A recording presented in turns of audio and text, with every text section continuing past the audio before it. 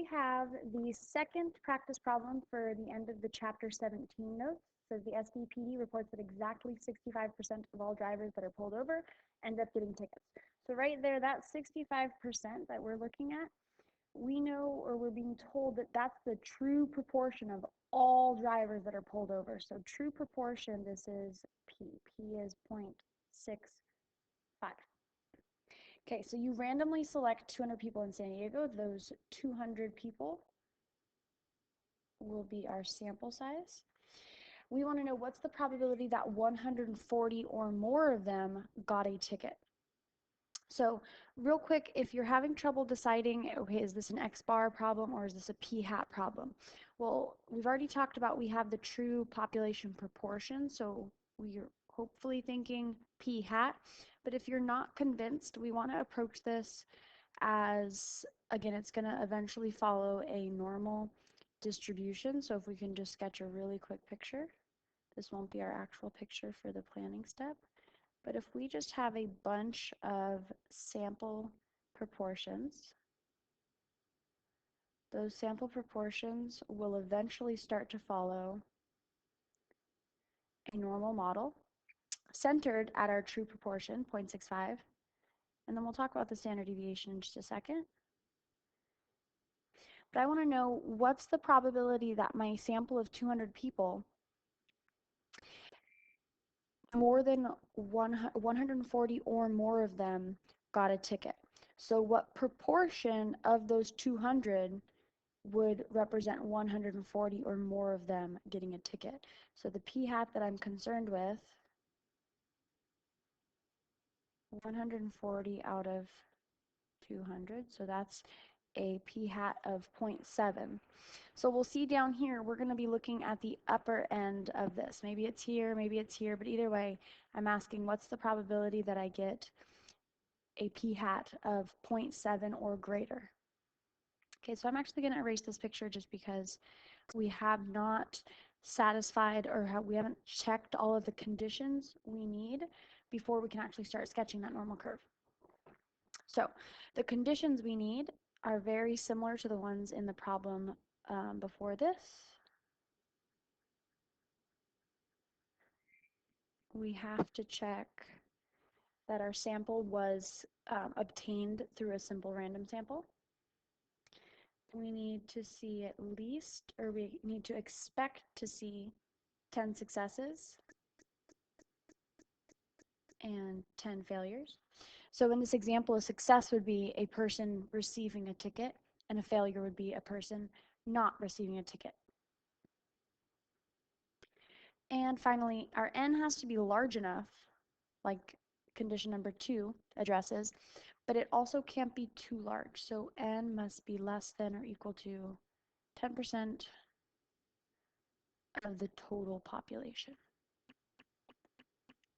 Okay, so we'll check each of these individually. And it states right here that you've randomly contacted 200 people. So it's stated SRS. Looking down here, I know that the true proportion of drivers that are pulled over is 0.65. So I want to know, do I expect in a sample of 200 people at least 10 of them to have received a ticket? Well, yes. And I want to know, oops,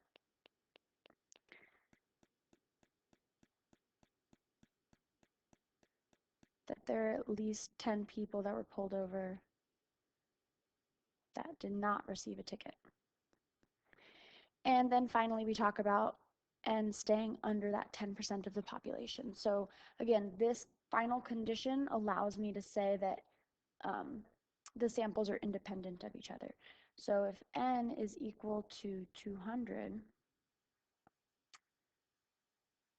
we can be pretty sure that there are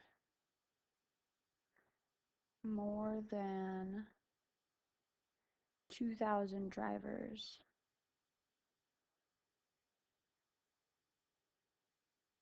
pulled over. Oops, that got a little sloppy.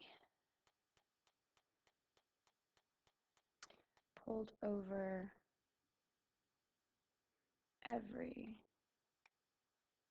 month.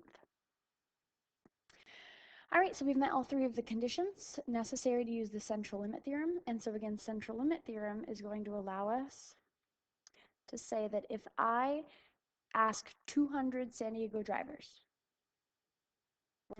that I knew were pulled over, so ask 200 San Diego drivers, did you receive a ticket when you were pulled over? And then I record the proportion that say yes. And I repeat that process over and over and over again. Those values that I calculate, those sample proportions, will begin to follow a normal distribution.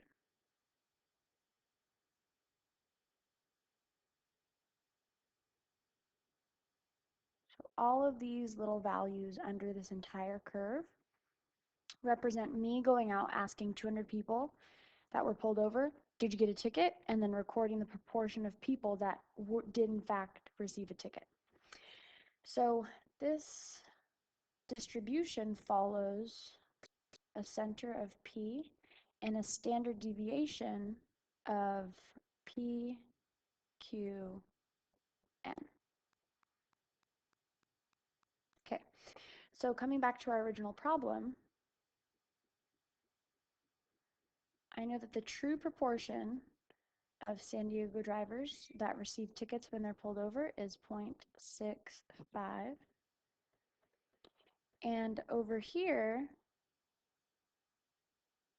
I can use these three values, P, Q, and N, to determine what these intervals are. So how many, how much do I have to go over for each of these tick marks for my 3 standard deviations to the end of each tail? Okay, so we will plug that in, and it turns out that 0.65 times 0.35 divided by 200, and then take the square root of all that. That gives us 0.65 and a standard deviation of approximately 0.034. Okay, so coming back to this normal curve, just to shorten this, let's call this 0.03, just so we don't get too messy over here when we're labeling. So I know that one standard deviation out would be 0.68. 2 standard deviations out would be about 0.71. 3 standard deviations out is going to be 0.74. All right, and then you could fill in the rest on the left, but we don't need to do that since we know we're looking for the probability that this specific sample of 200 drivers is 0.7 or greater. So 140 drivers got tickets or more.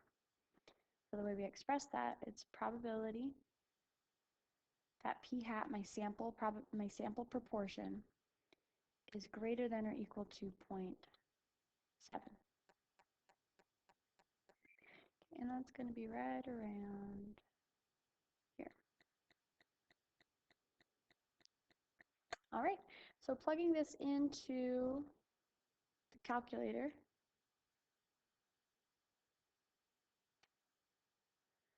we'll record normal CDF. My lower bound, I wanted to start adding at 0.7. My upper bound, I'd like it to start adding, and I'd like it to stop at 999. I just want to pretend this goes on forever. And center right here, 0.65, and standard deviation 0.34, 0.034. And this gives you 0.071.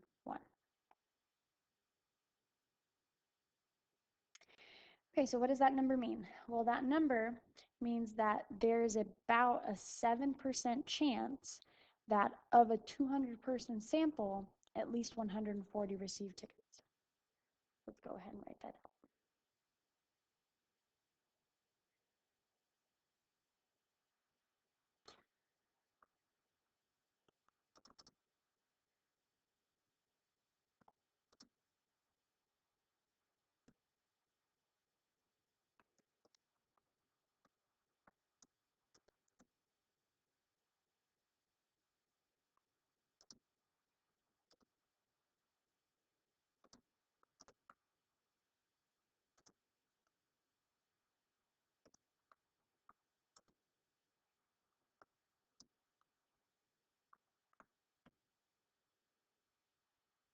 Okay, and so we've tied it back into the context, and that is our final answer.